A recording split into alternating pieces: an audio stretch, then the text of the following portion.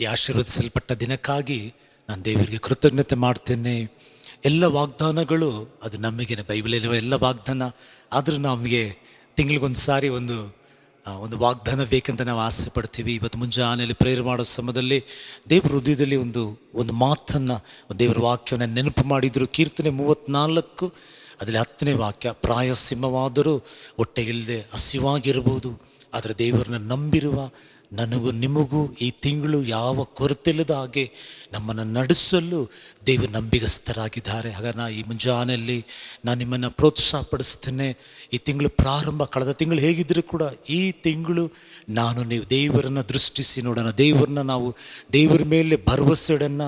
ನಮಗೆ ಯಾವ ಕೊರತೆ ಇಲ್ಲದ ಹಾಗೆ ನಮ್ಮನ್ನು ದೇವರು ನಡೆಸ್ತಾರೆ. ಯೆರೆಮೀಯ 31:14 ಕೂಡ ದೇವರು ತನ್ನ ಮೇಲುಗಳಿಂದ ನಮ್ಮನ್ನು ತೃಪ್ತಿಪಡಿಸುವ ವಾಕ್ಯ ಇರ್ತದೆ. ಈ ಫೆಬ್ರವರಿ ತಿಂಗಳು ಈ ವಿಡಿಯೋ ನೋಡ್ತಾರೋ ನಿಮ್ಮನ್ನು ಬ್ಲೆಸ್ ಮಾಡ್ತೀನಿ. ದೇವರು ತನ್ನ ಮೇಲುಗಳಿಂದ ನಿಮ್ಮನ್ನು ತೃಪ್ತಿಪಡಿಸಲಿ. ஒரு வருஷம் கூட ரொம்ப சந்தோஷம் உங்களை காண்கிறதுல. காலையில் நான் ஆண்டோட சமையல் காத்திருக்கும் முதல்ல ஆண்டவர் ஒரு வார்த்தை இருதயத்தில் நினைவுபடுத்தினார்.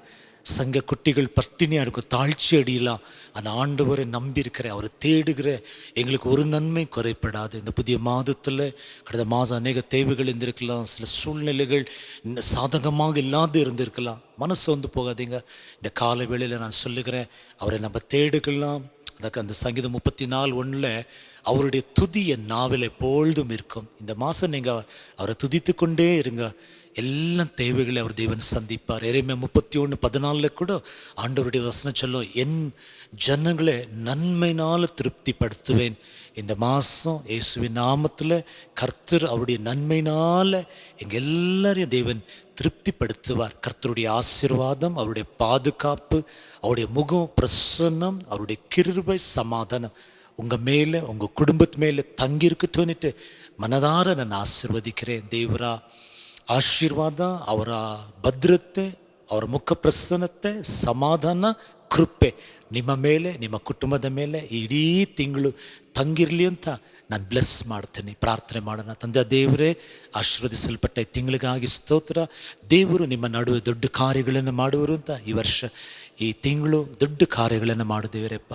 ದೊಡ್ಡ ಕಾರ್ಯಗಳನ್ನು ಮಾಡು, ಕರ ಹಿಡಿದು ನೀನು ನಡೆಸಿದ್ರೆ ತೃಪ್ತಿಪಡಿಸು, ಮಹಿಮೆ ಹೊಂದು. ಯೇಸುವಿನ ನಾಮದಲ್ಲಿ ಬಿಡುತ್ತೇನೆ ತಂದೆಯೇ. Amen, amen. Have a blessed month. Amen.